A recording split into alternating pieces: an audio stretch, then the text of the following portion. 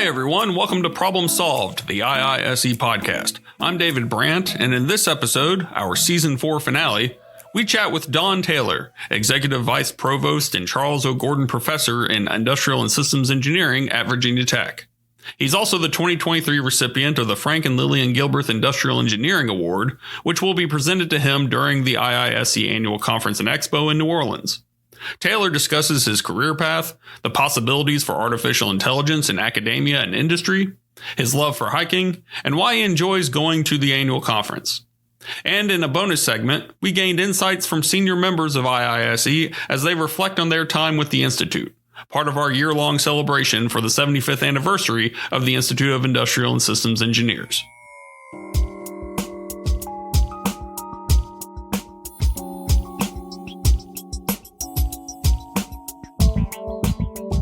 Don Taylor, we appreciate you joining us for the podcast. My pleasure. Thank you. Tell us first how you got started on your career path and what attracted you to industrial and systems engineering education. Well, that's a great question, and I'm not sure I have a great answer, but I think that I've always been an industrial and systems engineer. I can vividly recall visits to the local cotton mill with my grandfather when I was really young, maybe 4 or 5 years old, and being really fascinated with the processes and the systems that he showed me.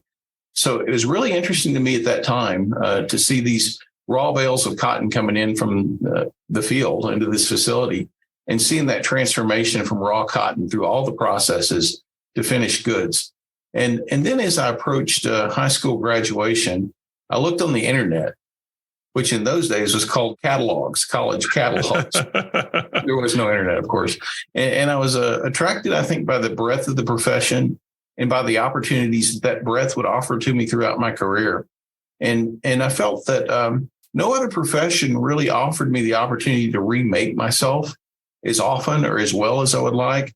And just as I did when I transferred my research really from manufacturing to logistics, and the same with my consulting efforts. David, I really thought that ISE was a great technical alternative to business programs, which, I'd always had an interest in those technical fields. And my profession, I think, has enabled me to make a really solid transition from technical contributor into leadership positions in industry and as a consultant and as an academic. So really, ISE was a perfect fit for what I wanted to do with my career. And I don't think I could have chosen a lot better. Now, when you were a kid, though, you probably had dreams of being something, and I'm not thinking an ISE was the first thing on the list. Give me some deeper background. What was sort of the first thing? Was a firefighter, astronaut? Oh gosh, I was born in 1960, which seems like a horribly long time ago, but that was around the time of the Mercury 7, and I can remember in the second grade, the first book that I read that was like an adult book, I think was one that my second grade teacher, Miss Hay, gave to me. And it was about, the first American in orbit, John Glenn. And so maybe I wanted to be an astronaut. Every kid in those days wanted to be a firefighter, maybe. And I had a really strong interest in physics, too. And it really wasn't until I started looking into those course catalogs and reading about the courses and that great breadth of everything from human factors through mathematical optimization, and thinking, that's really pretty cool. So that's how I chose it. And it's been good. When did you first join IISE? What was that introduction like? How did you come across? And obviously we were under a different name at the time, and we'll get into that a little bit later. How did you first come across our organization? Well, as an undergrad at the University of Texas at Arlington. And I joined in, the fall of my sophomore year, which was October of 1979. And I've been a member since October of 1979, nonstop. So, it's weird to think that you're approaching 50 years in membership when you don't feel so old just yet. But, 1979, October. And over the years, you've served in several leadership roles as ISE, including president several years ago. Yeah. What impact has this had on your career in the long run? Maybe in a single word, it's just been huge. It enabled me to build a strong professional network. It enabled me to practice and hone my leadership skills, provided an opportunity for continuing education, and that supported my professional licensure, which was a requirement for one of the jobs I had in the 90s. It opened my eyes to the efforts that were required to keep our profession invigorated, watching that professional staff in Norcross and not really understanding how much effort that took, but both in academia and in practice. And that was eye-opening for me. I think it enabled me to travel to interesting places. And maybe most importantly, David, it really helped me to meet and spend time with my best and dearest friends. And, I often tell Ph.D. students when they're graduating that, be active in that professional society, go to the annual conference. You're going to make your best friends there. And it's going to be a real joy to go to those conferences every year. Oh, we certainly think so. Having myself been to, 15 or so now, and seeing you there, just about all of them. Yeah, well, gosh, I can't remember the last one I missed. Yeah, no, absolutely. When you were president, the Institute was going through a debate over a name change. Certainly, I remember the discussions and the, I would say, fierce debate over adding systems engineering to our name, which was, again, a bit of a contention. What do you recall from that discussion and that discourse, and how was it finally approved? What got everybody or most everybody over to that side? Yeah, well, I think, I was probably pretty obnoxious about it. When an 18-year-old or a 17-year-old in high school is looking for what they want to do as a career, the word industrial doesn't really describe very well what modern ISEs do. I think that systems is a much better word and conjures up different images, I think, entirely than perhaps the word industrial. A large majority of the top academic programs in the country had already reached that conclusion and had changed their name from IE to ISE. So I think the time was ripe at that time for IISE, or then IIE, to take that lead. So it was indeed contentious at times, but change is always hard. And even when it's the right thing to do. And I think another sticky issue is the fact that other organizations were using the word systems, and that led to some concerns that higher education accreditation might become a little bit more complicated. The initial vote when I was president was actually narrowly defeated, and I mean by a very small number. But we kept up the educational efforts that would solidify the position of the Institute that adding the word systems to our name would not only provide more truth in advertising, but would maybe even assist with broadening our mission a bit.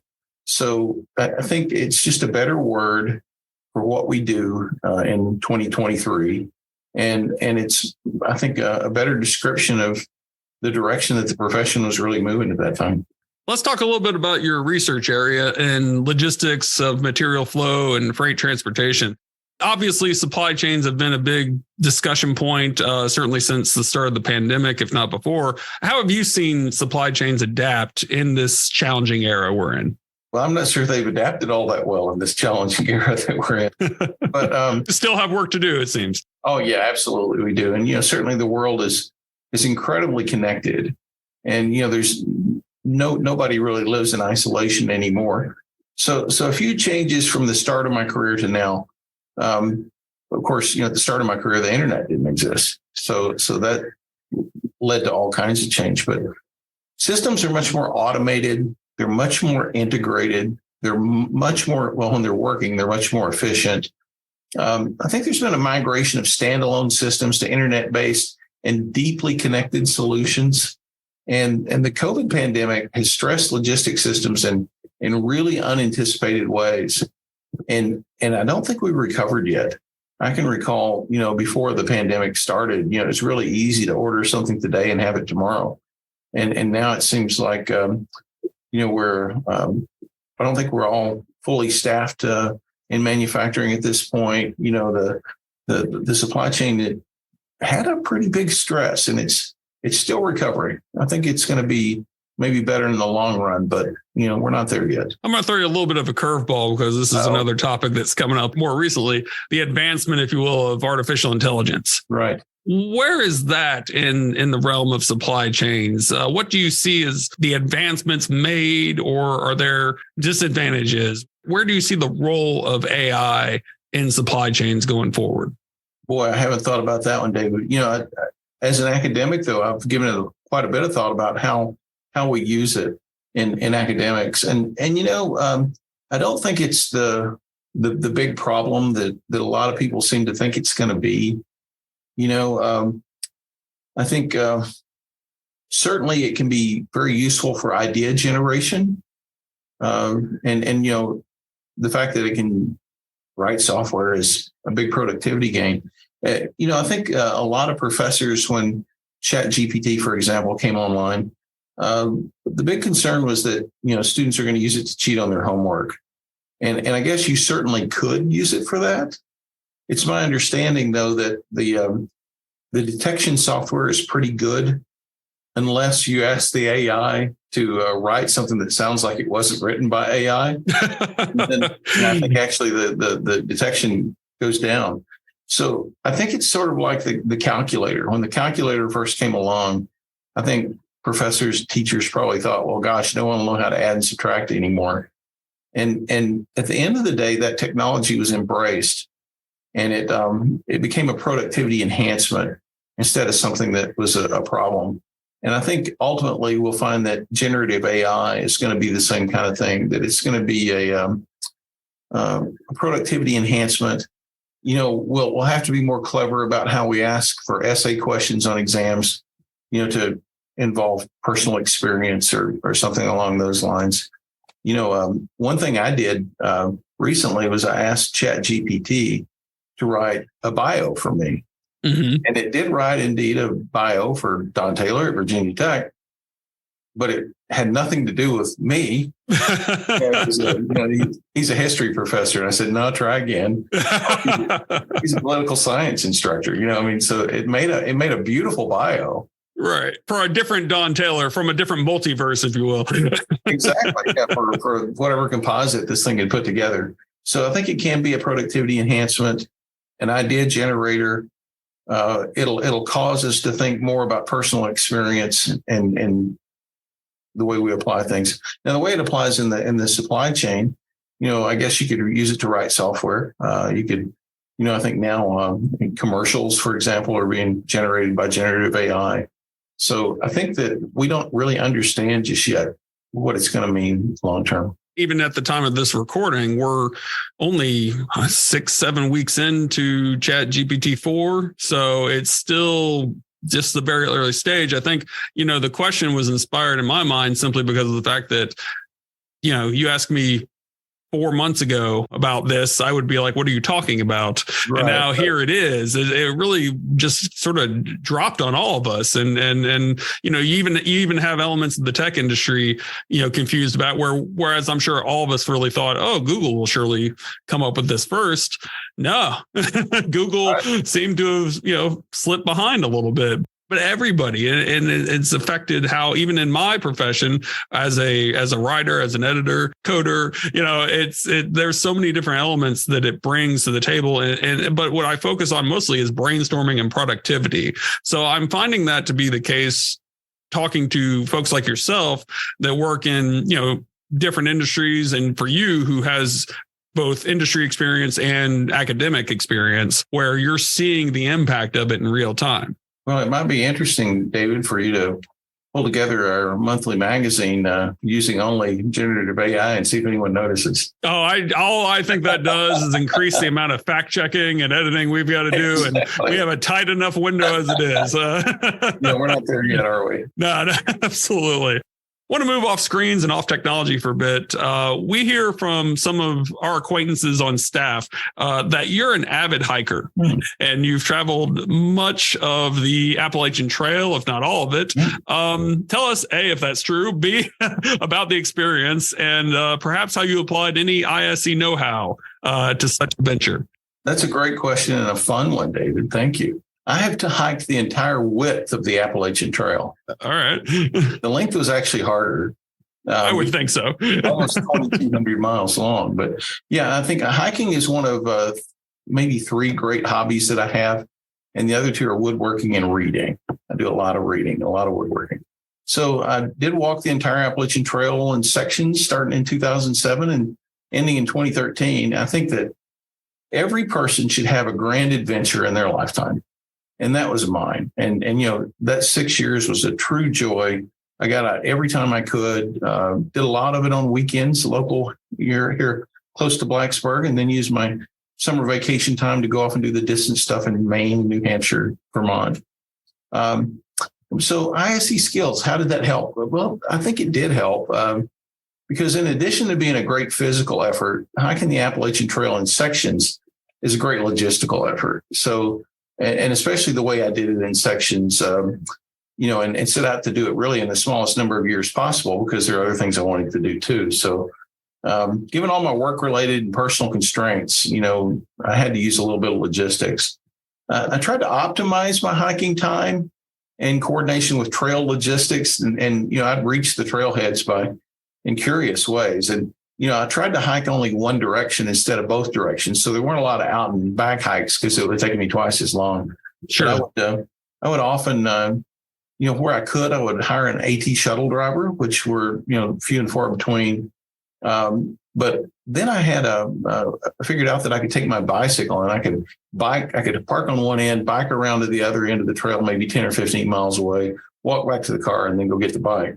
And then after I got up into Maine, I found out I was riding all day before I could start my hike because there weren't that many roads. So I wound up buying a little motorcycle that I'd roll in the back of my wife's van.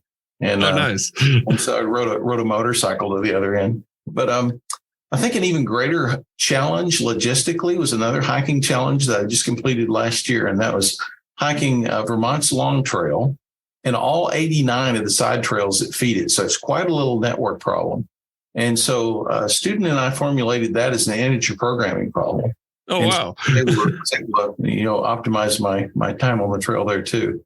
I'm now serving on the board of directors of the Green Mountain Club in Vermont. So I'm able to apply my strategic thinking skills and good IISE skills to that position as well. And I'd argue also that my reading and woodworking interests also are often outdoors based.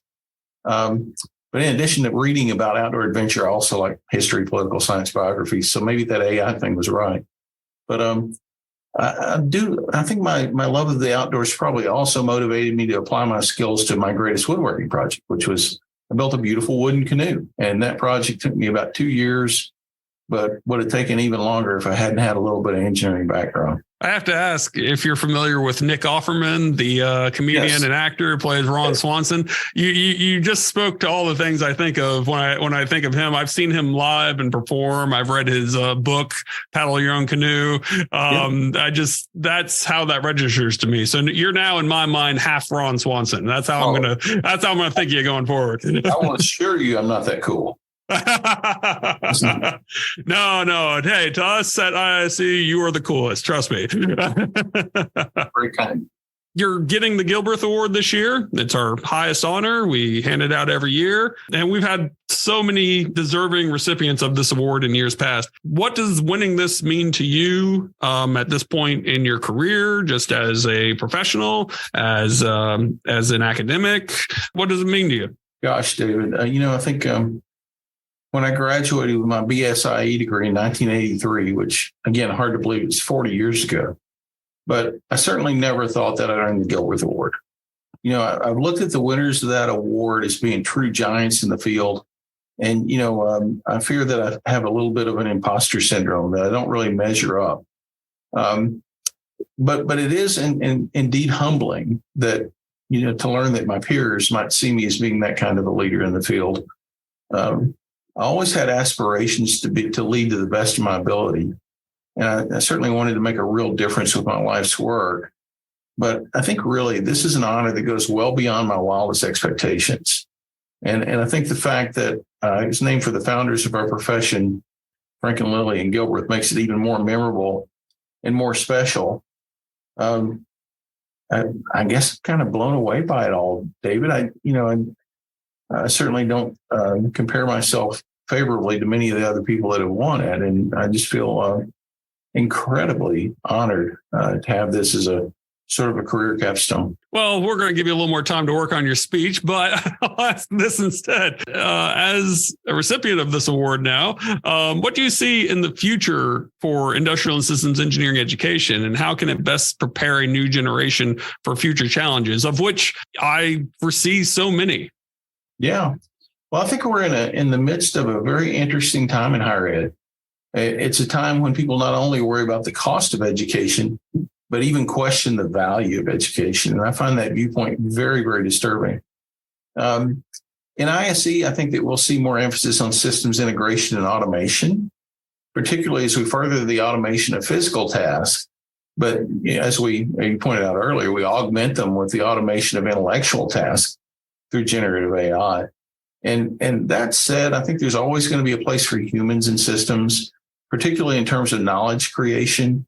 But that role will really probably change considerably over the next 20 years, what a human does and what a human doesn't do. We'll need to find ways to keep higher education relevant, accessible, and affordable. Those are important words. We need to meet learners where they want to be met with the right combination of online and in-person learning. The pandemic certainly changed everything, in terms of the way we work. We offer here at Virginia Tech, although we still value very highly the in-person experience, we offer probably twice as many online courses now as we did before. It's still a small number, but probably twice as many as we did prior to that horrible 2-week transition. We also, I think, need to increase our emphasis on teaching adult learners through experiential learning, because I think that's the way that adults learn well. We'll need to find ways that makes that work accessible to all students, though. It can't just be the student that can afford to have, an international experience or go away for a summer for an internship or whatever. We need to find ways to make experiential learning accessible to everyone. We also need to find ways to make it transcriptable for the benefit of that future employer that's looking for a specific skill set, and try to make it credit bearing whenever we can. I think we need to increase our emphasis on the provision of stackable micro credentials to make our graduates more marketable. I think a good example is the Six Sigma certificates and that kind of thing that we've worked with IIE over the years. IISE now. I had a part of that, didn't I? And we'll need to maintain strong relationships with K-12 to make sure that our students are adequately prepared for the mathematical rigors of modern ISE programs. I think we've seen a little bit of a slip lately, and since the pandemic in particular, with mathematics preparation. So we need to really focus on that. And I think finally, we need to focus on the application of good ISE tools across multiple domains, particularly as the emphasis on 4-year graduation rates might erode some of the traditional emphasis that we've had on engineering classes outside of the typical ISE curriculum. So we'll need to generate ISEs that can speak a little bit of mechanical engineering, a little bit of electrical engineering, a little bit of civil engineering. So I think that's important too. Well, as I said at the top, we're marking 75 years this year at the annual conference and throughout the remainder of 2023. As we mark this benchmark anniversary, what are some of your fondest memories over the years, whether it be at conferences, with the colleagues, your time on the board, et cetera? Well, I think, honestly, there's probably too many fond memories to recount. I certainly enjoyed pursuing a shared vision with other leaders in the field. I've enjoyed visiting unique places, unique cities. When I was on the board of trustees, I really enjoyed that camaraderie that we had with the volunteers as well as the professional staff. I enjoy, and gosh, it's just a joy to go to the conference and see everyone. I think I continue to enjoy meeting with the other IISE fellows and the conference attendees. And over the years, I've enjoyed a lot of great keynote addresses. I've been pleased to participate in the great debates and to attend outstanding technical sessions. I think I really enjoyed being super busy and running from event to event during my time as president. I mean, my time was not my own for 4 days. Busy from 6 a.m. till 10 p.m. and maybe a little bit later here and there. And it was just so much fun to go around and see the enthusiasm that the people in our profession have, and especially for those that choose to attend the conference. I think maybe the most fun I have is that first moment when you arrive at the conference and you walk into the conference hotel and you look around the lobby and you see so many people that I'm just anxious to go talk to all of them and catch up a bit. I think I'm probably guilty of liking pretty much everybody I've ever met. but it's really fun to see other people in my profession. So I really love hanging around in the lobby and meeting people and going out for meals. And maybe that's it. Really, the best memories have probably been sneaking out of the conference, maybe for a few minutes here and there, for a good meal or a long laugh or a short hike, or just hanging around with like-minded people. It's really been fun all these years. And I think fun's not slowing down. You're a giant of a man. Whenever we see you at the lobby or at the conference, you're not hard to miss. Well, I'm trying to lose weight. No. Height-wise. But on a personal note, I'm always appreciative of running into you. I remember back in 2010, I've mentioned on the podcast before that I'm a cancer survivor, and I was diagnosed with that just before the 2010 conference, literally like a day before. And so I went to the conference and did my job, and I was happy doing so. And of course, I think word had gotten out a little bit that I was running into some health issues. And I remember, I think you had found out through one person or another, and you found me, I think, during one of the receptions, I think the welcome reception, and you'd come up to me, you said you heard, and you just wanted to know what was going on. And we talked a little bit. And then every year subsequently, for several years, I would get an email from you every now and again. You'd see me at the conference, and you'd always ask how I was doing. I was talking with Donna Calvert earlier here at IISE, and she was talking about the fact that you just, every now and again, you just send out a, hey, how's it going? email. You have a very unique personable touch and a personal relationship, I think, with all of us here on staff. And we certainly, have always enjoyed working with you over the years, especially when you were on the board. So, on behalf of the staff, I certainly appreciate you and your time, your commitment to the profession and to the Institute, and certainly at this moment to the podcast. So, Don, we greatly appreciate it. And I'm glad you're doing better. Absolutely. I'm doing just fine. Don Taylor, winner of the 2023 Gilbreth Award. We greatly appreciate your time, and we look forward to seeing you in New Orleans. Well, I'm looking forward to it too, David. And I'll make sure to look you up when I get there, and I'll give you a big smile and a handshake. How about that? That sounds good to me. Thank you, Don.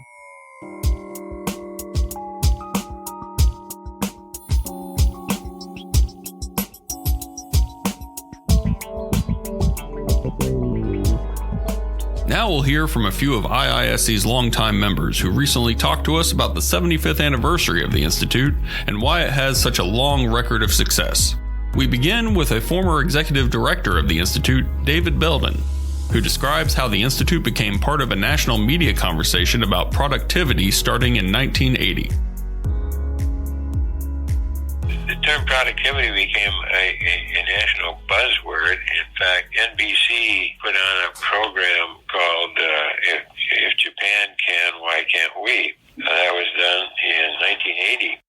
And it was such an important program, and it really turned on productivity and the role of the industrial engineer, that we decided to make a major issue out of it and get on the news ourselves. We promoted a program in Washington, and we recognized NBC's achievement and effort in promoting public awareness. We invited the president of NBC Television News and the assistant secretary of the Department of Commerce to come and receive an award. It was televised, and we made coast-to-coast national television based on recognizing NBC for what they have done. That was a major step forward in getting the organization recognized.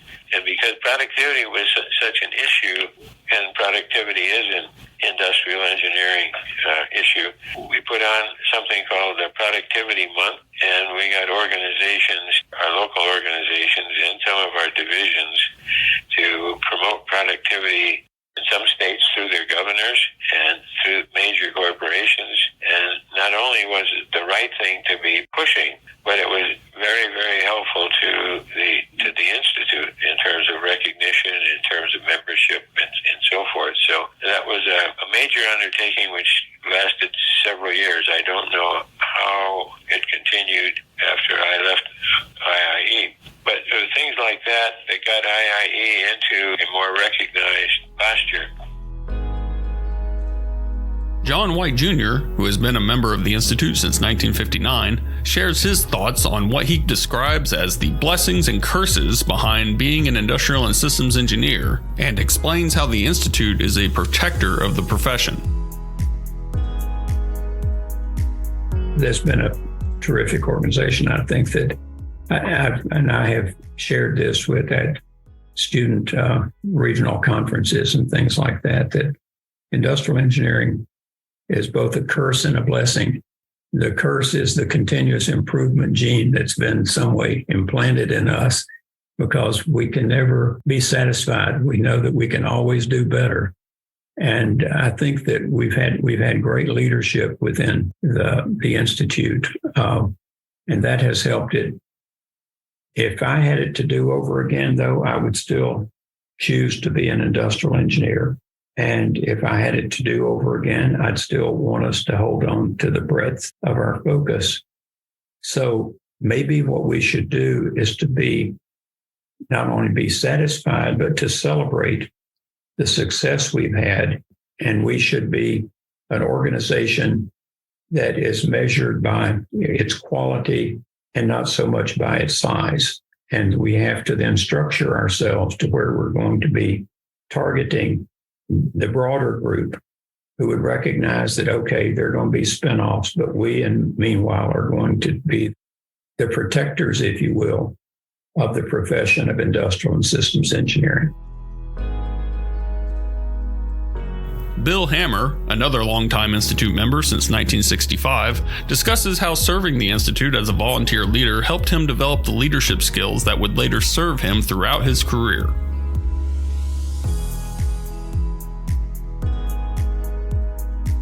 Well, I can share the benefits that I recognize.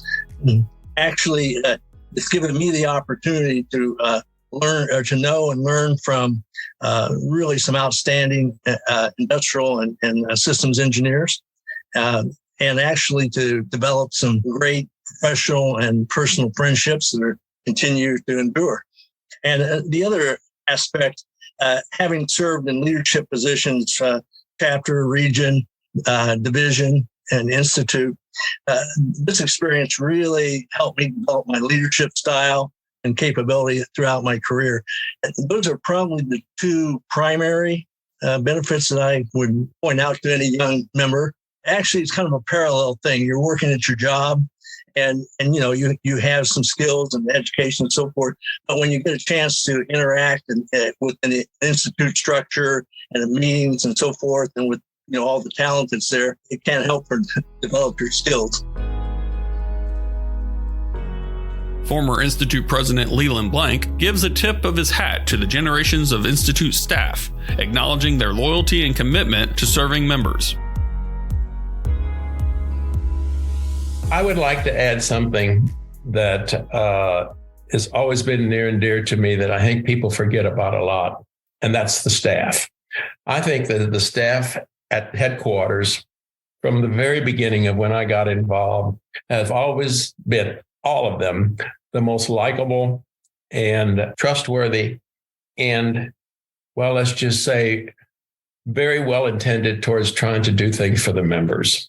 Not just to get somebody to be a member, but to say, if you join with us and you are interested in working as an industrial and systems engineer with the staff, we have a place for you and we will help you be successful in that place.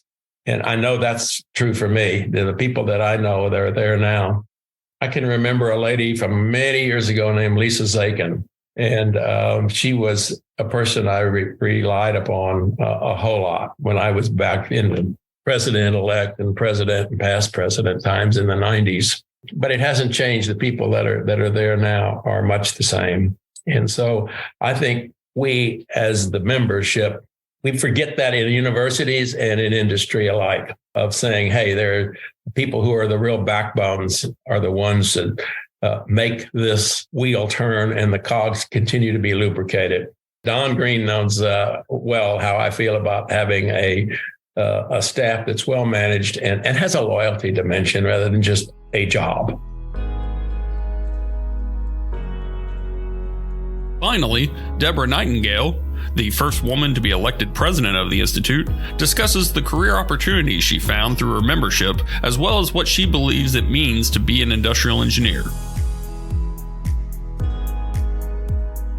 Probably the most exciting part for me being a member was all the people I met from all over the world. And when I was in industry, I was a member of CIE, Council of Industrial Engineers, which is what it was called at the time. And we had companies from all over the world whose leaders participated in this. And I had a chance to meet with them and to travel all over the country, looking at behind the scenes things at these different companies, including an amazing trip to Europe where we visited 3 different manufacturing companies there. So it was a great way to network with other leaders, to learn from them, to also maybe share words of wisdom across those areas. And again, that just naturally then extended into my role as president. Being an industrial engineer to me means taking a large enterprise level systems approach to just about everything I do, whether it's for my work or whether it's at home. And it means involving the people in the organization first and foremost, but then also the processes and technology, the information, the infrastructure, and how do those all fit together as a total system? And I think that's what differentiates us as industrial engineers from other engineering disciplines who may focus on one of those elements, technology, for example, or the information. And we look at all of those as a total system with the people at the center of that.